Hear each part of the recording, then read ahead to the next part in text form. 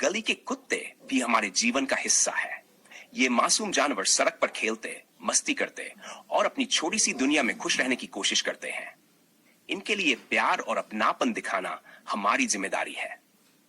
जब आप उन्हें देखते हैं तो थोड़ी दया दिखाएं, कभी खाने को कुछ दे दें, उनकी सुरक्षा का ध्यान रखें और सबसे जरूरी बात, गाड़ी चलाते वक्त सावधानी बरतें ताकि ये किसी हादसे का शिकार न हो।